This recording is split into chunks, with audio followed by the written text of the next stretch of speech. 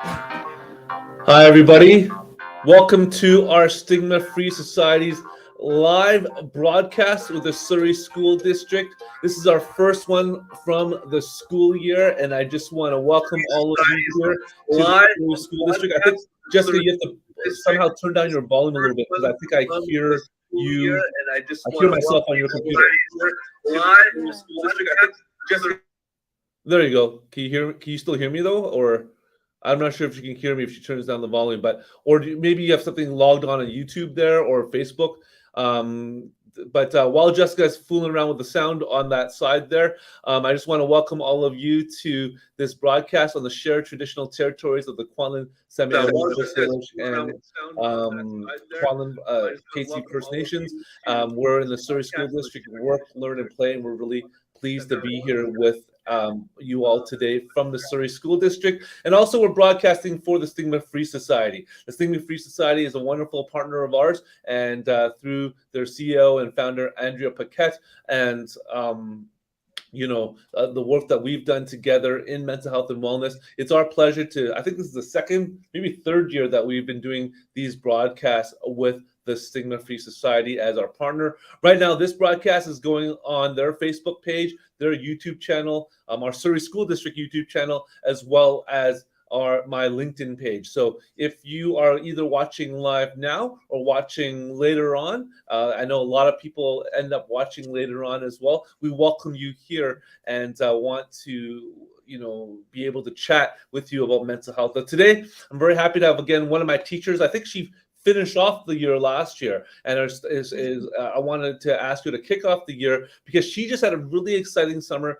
taking youth to Israel for the Maccabi Games, and I'm probably pronouncing that totally wrong, but I'll ask her to talk about that. But really focusing today on youth and their stress level in high performance sporting experiences, what she did as a teacher and as a coach to work through that with them in that experience, and then really focus on today how adults really influence the lives of kids and how you really can be that one adult and be that change maker in a student, in a youth's life to be able to, make that positive influence. Now, just saying that Jessica and I do work for the Surrey School District. You'll see our logo there. And so everything we say and do is on behalf of the Surrey School District. And I want everyone to be upfront and know that, just so you know who we're speaking on behalf of. Again, my name is Daniel Toman, District Principal there for Education Services, specialty programs for Surrey Schools. And Jessica Marano is one of my staff. She's taking her lunch to be on the show today. So Jessica, thank you so much and welcome to this broadcast. So maybe tell us a little bit about yourself. People may not remember from the last one, although hundreds and hundreds of people watched that, but maybe talk about yourself and your athletic career as well as your teaching career, and then really go right into the games that you went to this Sunday, this summer, not this Sunday, this summer. Great. Thank you for having me. So I'm Jessica Marano. I am a district education services teacher here for the TREC program. And I completed my studies at Simon Fraser University, where I was also a student athlete. I played for the soccer team there, the women's soccer team. Did that for 4 years. We were in NCAA, so we traveled a bunch while trying to also complete my studies, which was chaotic, but also a very great experience. I carried on and I finished my PDP program also at SFU, and I continued my studies and completed my master's program just about a year ago at Concordia University in trauma and resilience. So that is a passion of mine. I carry that in everything that I do in my teaching and my coaching. I still play soccer, which I'm very proud of because I'm getting older. But not yet. But we stay in tune with that because it's, again, a passion of mine, and I like to practice what I preach. So trying to overcome the body soreness and the mental ability and the time management is something that I'm still preaching to all my student athletes now. So it's great for me to still be involved in that kind of thing. I also coach for Premier Academy. I am the strength and conditioning coach there. And yes, this summer I had the opportunity to take youth to Israel. I was the team manager and assistant coach for the U17 girls soccer team. So the Maccabi Games is the Jewish Olympics, pretty much, as in short. Yeah. It's the second largest event in the world. So the first is obviously the Olympics, then it goes the Jewish Olympics, Maccabi Games, and then China Games, right? So it is quite large. It's not something that I was aware of for a very long time. I started to learn about it as I had the opportunity presented to me. I was actually offered the position a month before leaving. So Wow. we had a couple positions open up, and someone thought of me and thought I would be a great fit. So that was definitely an opportunity that I didn't even foresee in my realm of opportunities. So it's definitely something that I was excited about. A little bit hesitant because, again, the nerves and am I really equipped to be in this role? So that played a huge part in how I coached the girls and how I mentored the girls while being there. Again, we met the girls. We hadn't met the girls at all as new coaches. So when we were ready to take off, we actually went to Toronto first for a couple of days, met all of the girls, stayed with them, practiced with them for 2 days, and then we were off.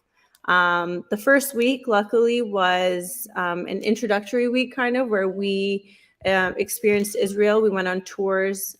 We had the opportunity to get to know our team a little bit more. Yeah. So that was really great for us because getting into the games and the height of it and just the experience itself of having to be there and do a job would have been very overwhelming right off the start. So having that opportunity was really important for myself and the girls. The biggest thing that I felt initially was I don't know anybody here. And Yeah. I'm here to coach. I'm here to hopefully win something for these girls because, as a leader, as a coach, you take on a big responsibility and you're representing Canada. So it's like, wow, this is a Yeah. lot of pressure. This is a great opportunity, but a lot of pressure. And again, you're hearing from all the parents. I could imagine being a parent and having my child be in another country where we don't know the safety levels, right? We only see what we see on the news. And Yeah. there's a lot that was large factors in terms of safety and comfort.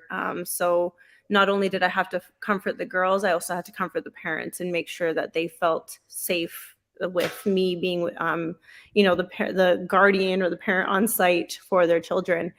So a lot of different factors. But I think, the thing that persisted the most was the fact that I was also vulnerable with the girls and letting them know, hey, we're all in this together type thing, right? Yes, we're kind of going in blind. Some of them had been there before, which was great. So they kind of took the lead and, oh, I know where this place is. And this is the good food to eat and Yeah. that Yeah. kind of thing, right? Or we should bring this amount of money because this is what's going to carry us through the entire 3 weeks. So, having that and allowing them to feel comfortable and feel empowered to speak up and say, oh, I know this part, or them even teach me about the culture and the religion, allowed them to step into their comfort zone and say, hey, we can all be leaders here. So with me being vulnerable and saying, hey, I've never done this before, but I know how to lead a group. I know I'm comfortable in myself and in my skin, and I'm comfortable being vulnerable. And I know the logistics of keeping a group of girls safe. And I know the emotion that comes with the sport, never mind being in another country alone. So in being vulnerable with my experiences and traveling, like I said, playing NCAA, traveling all the time, and also doing my P2P program in Mexico and staying there for 2 months, being away from family, being away from friends in a different country where you don't speak the language. So I've experienced all that before. And now it's like, okay, wow, all my experiences are coming together now.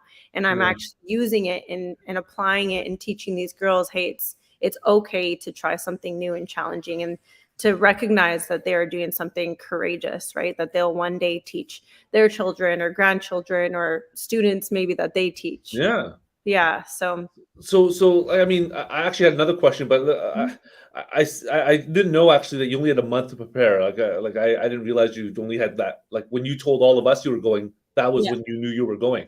Oh yeah.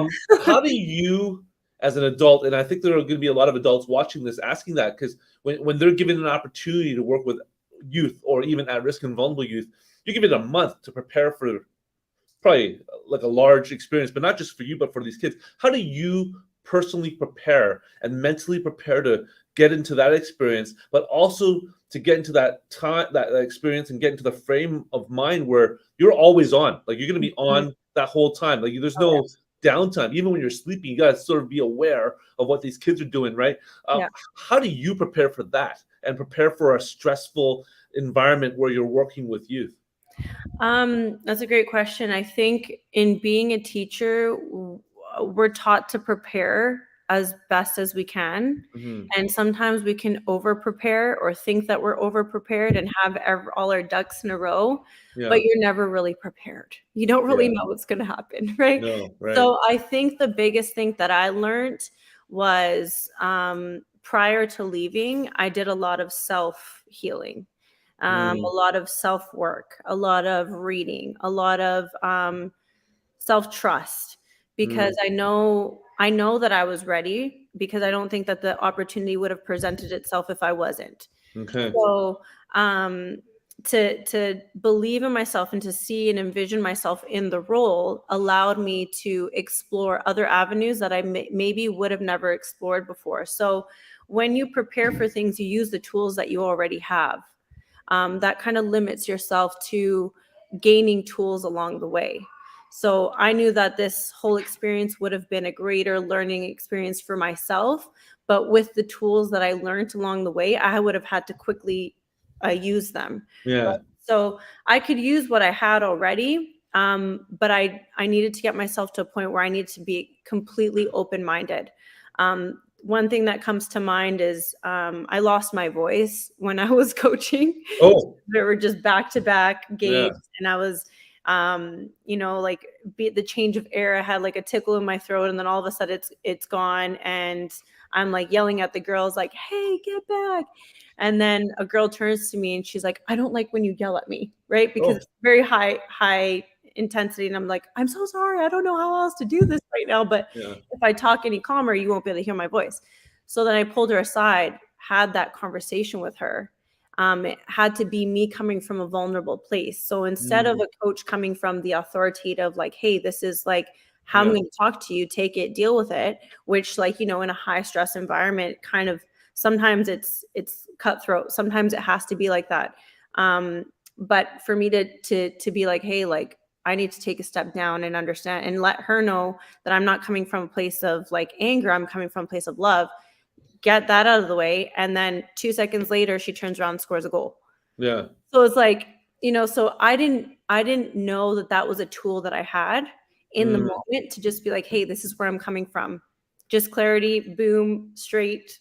We're on the same page and carry on. So a lot of things I learned along the way and I wasn't ready for. And I was just like, I'm talking to my mom on the phone. I'm like, "Mom, I pretty much have 18, 17-year-olds." I'm like, "This is crazy." yeah. Right? So Yeah. emotions are high. They miss their boyfriends, they miss their girlfriends, they miss Yeah. their family. Yeah. Um, so a lot of like, a lot of different feelings and emotions. And we're all just doing the best that we can. And that's what I kept on reminding myself is like, it's okay to be vulnerable. It's okay to say, "Hey, I'm just doing the best that I can.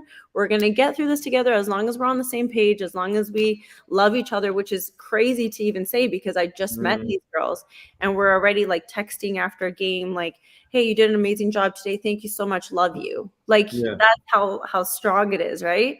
Yeah.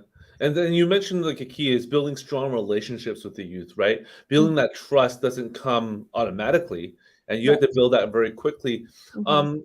When you have adults and teachers and educators looking to build that relationship, what are some key things? You mentioned being vulnerable. What are some other ways you build that relationship? Because you have to build it really quickly. You had a Right. month in, Oh yeah. you took these girls to Israel. Yeah. right, from Canada, representing Canada. So it's a very high stress environment for them as well, Right. being that Canadian, that national representative.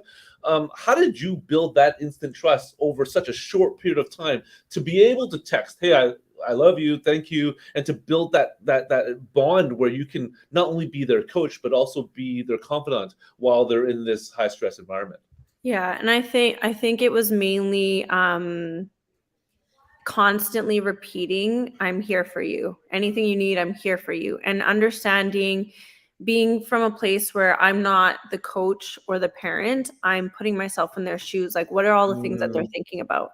Are they thinking about their family? Okay, I get it.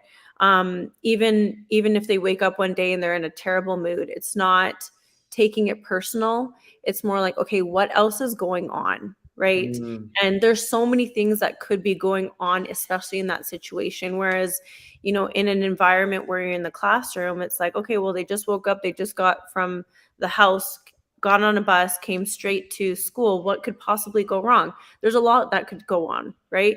And mm, we've all been there where we wake up one day and we're just like, okay, today is not the day, but we got to try and make yeah. it the day, right? So we don't exactly know what's going on in their minds. So taking the time, I think it was a lot of, yes, it was emotionally draining for me, I feel like, and coming back, like you said, it was just like, Mhm. ooh, Yeah. um, it it was very emotionally draining to have to take the time out of my day every single day to check in with specific athletes that I Mhm. knew were just not having a good day.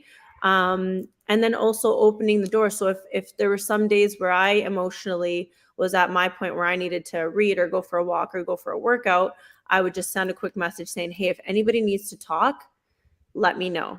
I have Mm, time during this time. So maybe it's not me confronting the situation or coming to an athlete and saying, hey, do you need help? Is everything okay?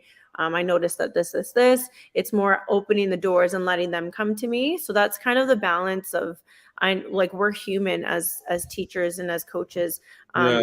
If we don't have the energy or emotional stability ourselves to confront the situation, then opening the doors and reminding the doors are always open, giving ourselves some time to recuperate and re-energize, and then letting those students or athletes come to you is always important. So even if you're not ready for it, just opening those doors, I think, is as was always like my go-to, I think. Well, and now that they've all come back, like, have you kept in touch with the athletes? Like, how do they feel going from that high to low? And like, you're representing Canada, you're out there, you did fairly well, right? Like, Yeah. and then you come home and you're back in your everyday existence. And I think when we last talked, we talked about like NCAA athletes and some, Mhm. especially female athletes, but probably male as well. But we're hearing news about the female athletes Yes. committing suicide because they're like after their university's done, then what, Yeah. right? And that depression and that anxiety and that I don't know what to do with the rest of my life sets in, and it's a big problem. How Right. did you, like, do you have athletes that still contact you? Are they now sort of in a downswing? Like, how are they feeling, and how do you coach them out of that high now low? Yeah. Um, that's a great question. We definitely still have our group chat going. Yeah, So we very have cool. that. We shared like a few pictures. I think in the couple weeks afterwards, we shared a bunch of pictures, shared our heartfelt messages. When Yeah. I actually left Israel, I went straight to Italy to meet my Okay. family there.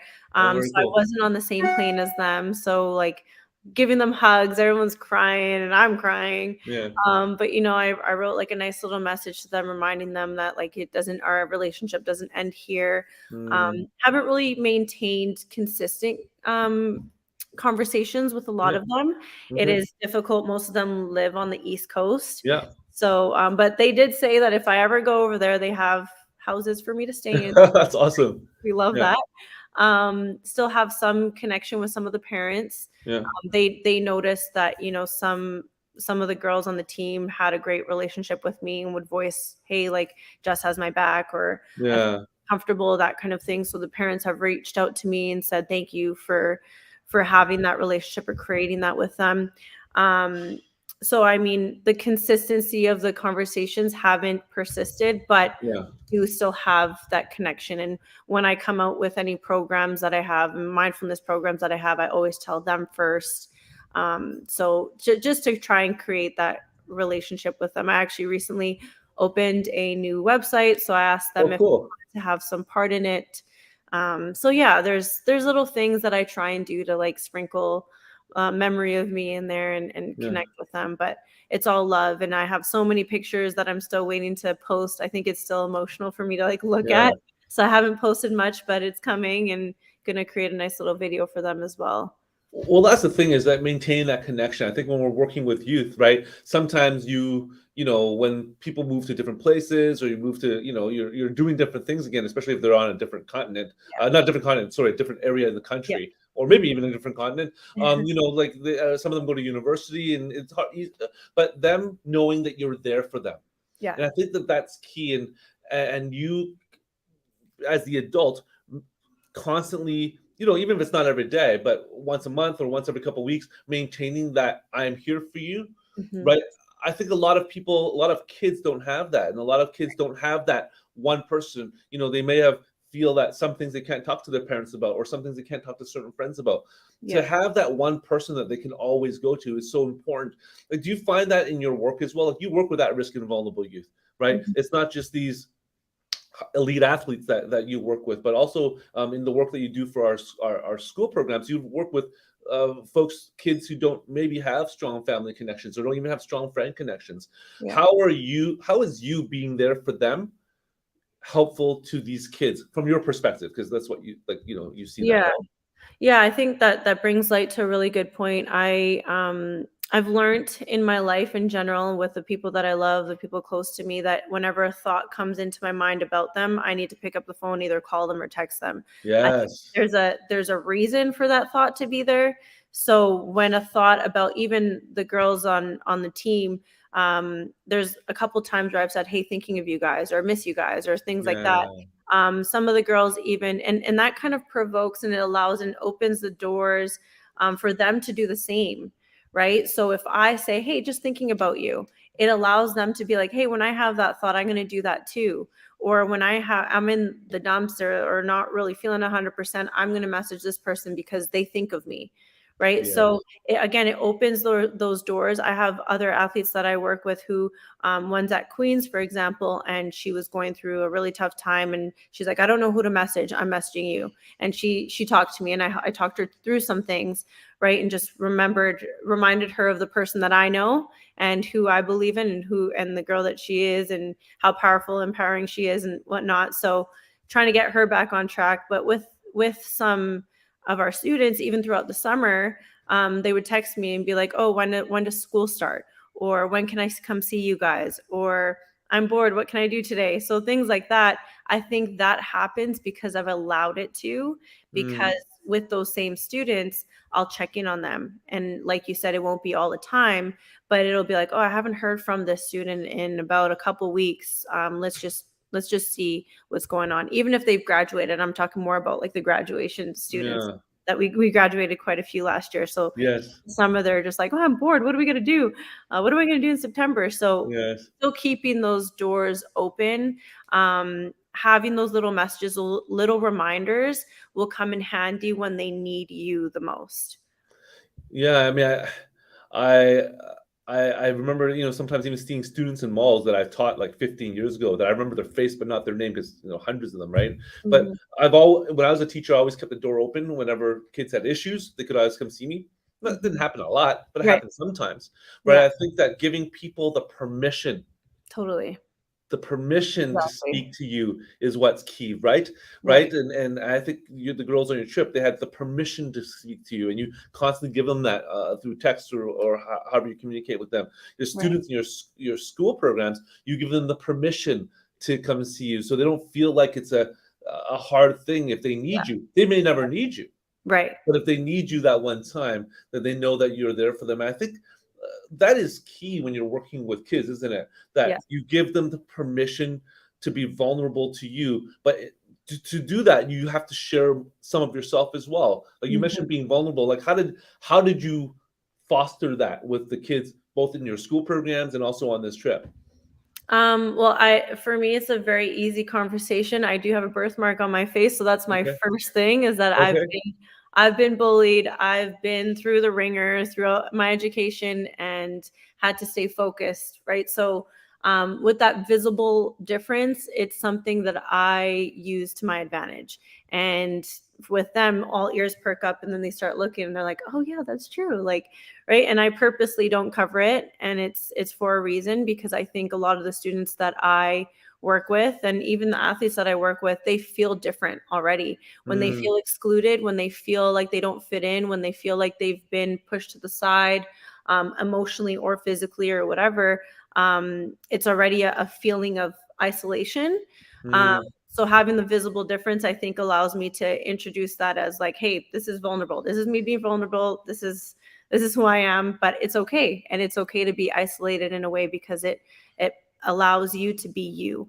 So having that comfortability allows them to also be like, oh, okay, like I like this. I like where this is headed. I like how comfortable she is. Okay, like maybe I can be comfortable too. So that's what I've experienced with a lot of my athletes and students.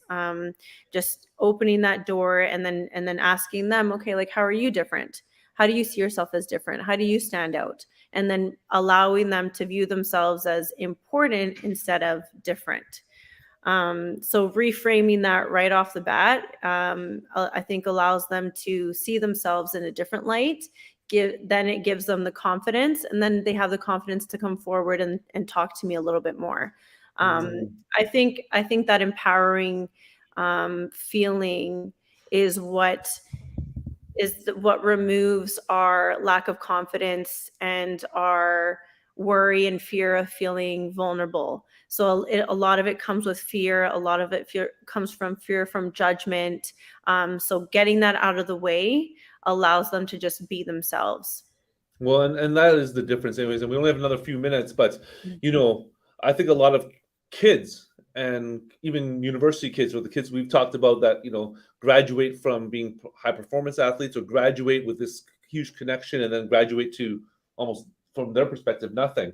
Mhm. There's that feeling of depression, missing out, feeling of, this used to be great, now I'm living this life. It's sad, but Yes. I think that the ones who have someone to reach out to when they're feeling that way and feel that they have the permission to reach out are the ones who are able to get through it. Maybe not right away, but they're able Totally. to get through it. I think a lot of people who have that depression of missing out, or I'm not no longer with my athlete community or my school community, it's because they don't have that connection anymore, and they've Yeah. never fostered deep relationships. Right.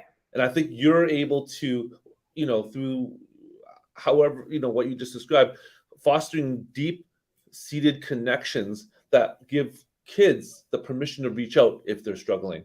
Yes. Maybe in the last 2 minutes, just finish up how you do that. How do you when you're forming these deep connections, what are some important things to think of when you're doing that?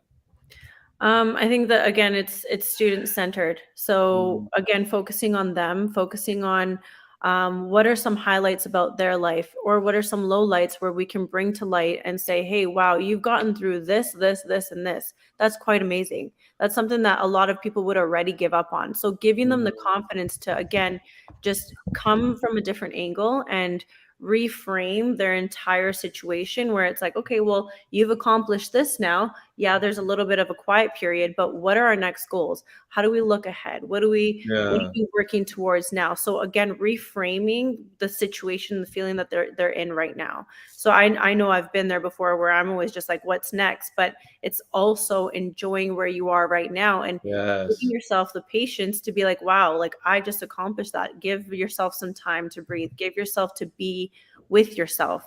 And I think that's the hardest thing, is just enjoying where you are in life right now. Okay. Yeah. Awesome. Well, we only have like 30 seconds to go, Jessica. I want to thank you on behalf of the Stigma-Free Society and, of course, our district for coming on. We talked today about, building strong, deep connections with the youth that we work with, preparing yourself like you talked about preparing yourself for that, because as adults, I always tell my staff, if you don't feel ready and you don't feel prepared and you don't feel well, it's really hard to help students and families if you don't Oh do that. yeah. Right? It's so hard. And so, we talked about these things, but it is really the forming of that connection and being vulnerable yourself and sharing a little bit about yourself, because kids can tell, right? If you're not Oh being authentic, right? yeah. They can see it. And so for you to be able to do that, kudos to you for building these relationships, for the great job you're doing at our Focus Track program, our outdoor ed program, and congratulations on all the success that you had in the summer. Our time is up, so Yeah. I just want to thank you. Do you want to have one last word? Any last words you want to share with those who watch now or will watch later? Last words. I think main thing is be persistent, be resilient, and just find your strength every single day. Wake up every day ready to tackle it. Well, on that note, we will end. Thank you, Jessica Thank you so much Marano. for having me. Check out her website and her Instagram for all of the programs she offers to youth, as well as the programs that we offer in our school district for at-risk and vulnerable youth. Check out the Maccabi Games and support our national teams as they go out to these Jewish Olympic events. And thank you so much for watching. Thank you so much for having lunch with us. We'll see you in a month. Have a great day. See you guys.